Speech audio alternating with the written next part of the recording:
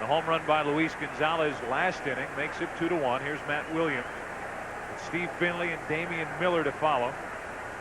If anybody gets on the pitcher spot, so if anybody gets on, Miguel Batista is likely finished, and he did very well here tonight. Matt Williams, it's 16 home runs during the regular season. Much more dangerous hitter on the road. So far 0 for 8 in this series, and Kyle made him look bad on that pitch.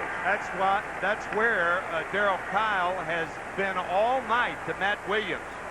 And with that swing, Matt has not made the adjustment, particularly on the first pitch. You can understand a swing like that, 0-2, 1-2, but not on the first pitch.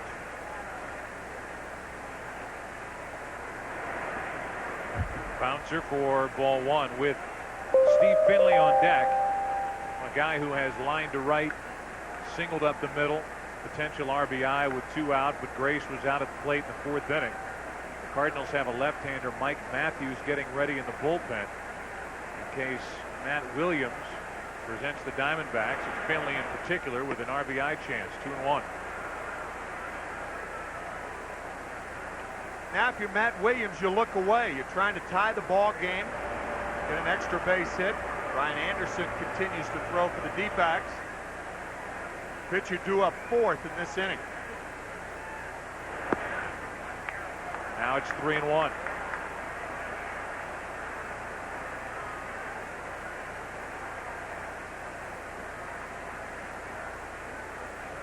So Darryl Kile in a spot where he's going to have to challenge Matt Williams. I think Bob Brenly may have been talking about, if Williams gets on, whether to use a pinch runner or not. A leadoff walk and a good start to the inning for the Diamondbacks. Tying run is on. Go ahead run at the plate for Arizona. They show bunt, and Finley pulls back from ball one. Finley is line to right, single to center. That was against the right-hander Kile. Normally you don't bunt to tie in the last 3 innings if you're on the road. Obviously the D-backs trailing by a run. Bob Brenly chucking that right out the window, because by doing that gives him a reason to keep Finley in the game. The bunt is to Polanco. Fires to second, and they get Williams. You brought it up earlier. If you're going to bunt, you at least have to think about pinch running for Williams. Polanco thought about that, checked it, and on the second time said, well, it's there. I might as well take the out. That's it, exactly right. He looks at second, hesitates, and then looks at second again and said, wait a minute, Williams is running. And he's a force out at second base. The presence of a couple of left-handers on their bench figures in. By the way, Matthews throws hard. You can see 93 miles per hour, a former starter earlier in the year for St. Louis. Miller now, the pitcher, will follow. And they've got DeLucci and Durazo, 2 left-handed batters that they like coming off their bench. So an opportunity here for Mike Matthews, trying to pick up for Darryl Kile. Tying run at first, 1 out. And a check swing. It's 1-1. This is where a guy like Mike Matheny factors in. Finley stole 11 bases during the course of the regular season, and this, I would say, during the regular year would be a running spot. Finley on. Too tough a combination with the left-hander Matthews and the strong arm of Matheny. 2-1.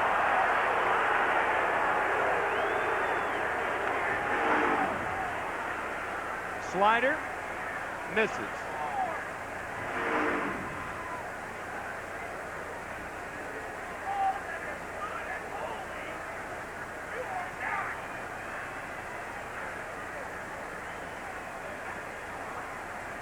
Mike Matthews behind on the count. That's into left field. Trying to cut it off is Paquette. He will. It's first and third, 1 out, as Damian Miller gets a base hit. And now the tying run is 90 feet away. Now it'll be Colburn announced as the pinch hitter.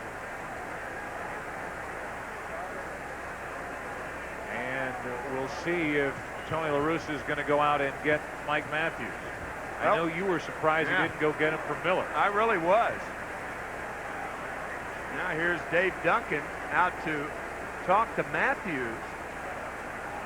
And it does not appear that Duncan is going to make the move since La Russa makes the pitching changes here. So Batista could be the loser, could go the no decision route, or could be the winner depending on what unfolds here in the top of the 7th. Runners on at first and third, 1 out. And Greg Colburn at the plate, and this inning has been managed in atypical fashion by Tony La Russa. You could understand the left-hander Matthews coming in for Finley. They got the out, right? Tying run at first, 1 out, and he leaves Matthews in for Miller. Even with a full bullpen at his disposal, and now Colburn takes a pitch up and in, ball 1. The Diamondbacks have a very good bench, and Colburn is a big part of that.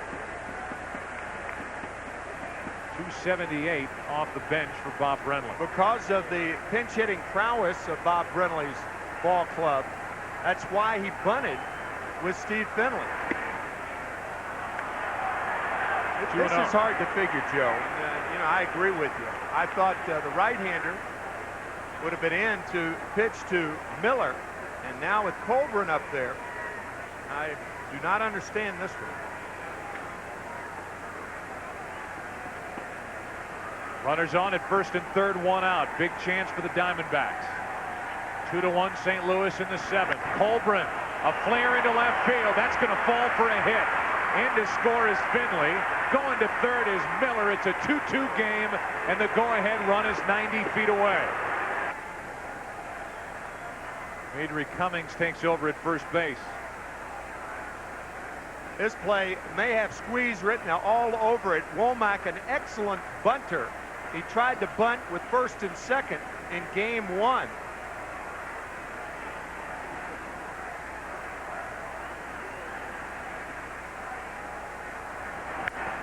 Double play ball. Pena comes home instead, and that's the second out of the inning. It's still tied. With Womack running, Pena didn't want to take the chance, and they get the lead runner at the plate, 2 out. A middle infielder has to make his mind up right away. Do you go for 2 or go home? You cannot hesitate. And Pena with the proper play, and Joe, you're exactly right. With Womack running, you can't take the chance of doubling him up. With Jay Bell sitting over on the bench.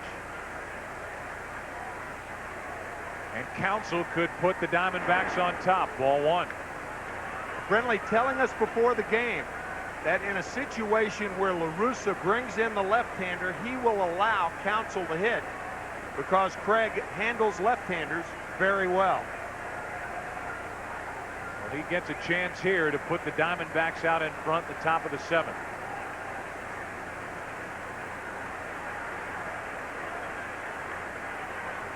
Two on, 2 out, 2-0 with Gonzalez on deck.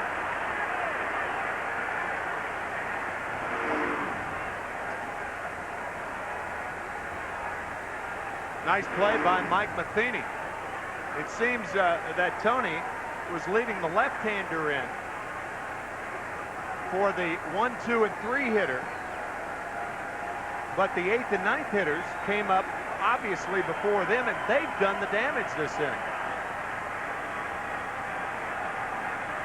Here's a 2-0. 2 balls and a strike. Cardinals with one of more resilient left-handers in baseball, and Steve Kline in the bullpen. Tony La Russa would favor saving Kline for the 8th or 9th innings. On 2-1, Counsell takes ball 3. And the Diamondbacks hoping to get Gonzalez to the plate here in the 7th inning.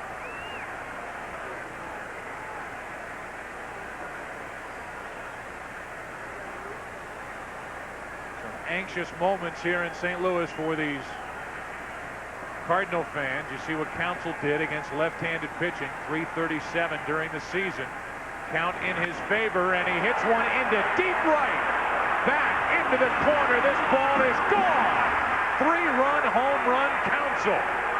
And a 5-2 Arizona lead here in the 7th inning.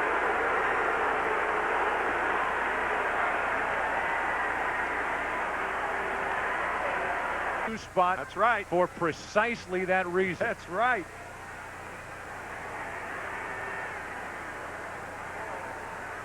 Telling us before the game what his thinking was and how prescient he was.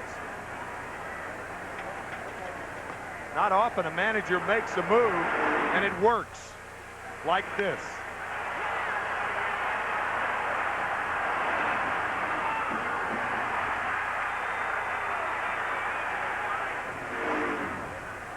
Two balls and a strike now on Gonzalez.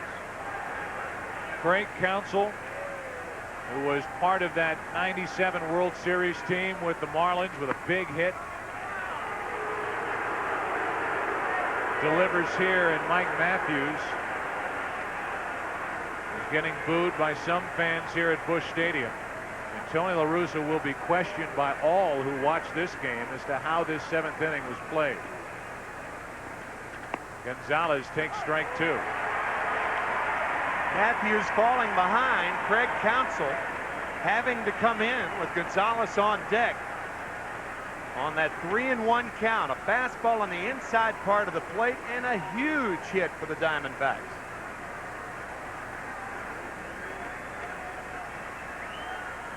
Here's a 3-2 to Gonzalez. That's a fair ball. Polanco throws off balance. Base hit. And the inning continues. And Mike Timlin takes over. And I am sure that Mike Timlin thought he was coming in 5 batters ago. I was going to say, you know, we're trying to be as fair as we can up here, but when you're 5 batters too late, that's late.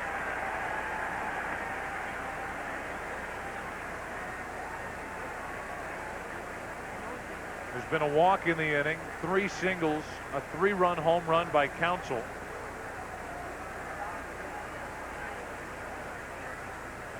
The 3 runs that have the Diamondbacks on top, scoring with 2 outs. An infield hit by Gonzalez, and now an 0-1 pitch. 1 ball, 1 strike. Trying to think through it and think with Tony La Russa, he had to be thinking about the 1, 2, and 3 batters. But obviously, your 8 and 9 batters are going to be the hitters against the left-hander with a runner on at first and only 1 out. So to get to 1, 2, and 3, you got to get by 8 and 9, and they didn't. 2 hits, 1 by Miller, 1 by the pinch hitter Colburn. Not only scored the tying run, but put the go-ahead run on at third, and he was cut down. But then Craig Counsell with a dramatic 3-run home run. Man. Runner at first, 2 out, the 1-1 to Batista. That's strike 2.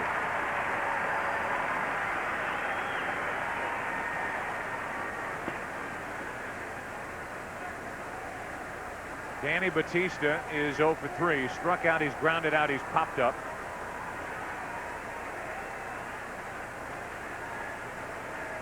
A .302 average during the regular season.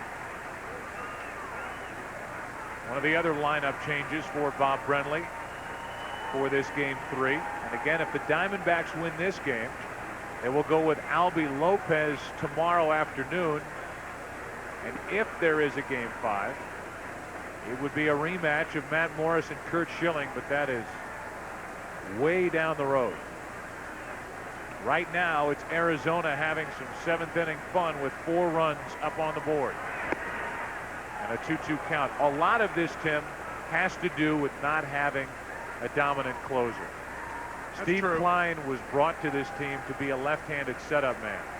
Steve Klein has become Tony La Russa's best option in the final inning. So by saving Klein for later, he used Matthews here in the 7th inning. Was unwilling to use Klein in the 7th. And it was Matthews who gives up the 3-run home run by Counsell. Timlin ends the inning as he comes in to get Batista.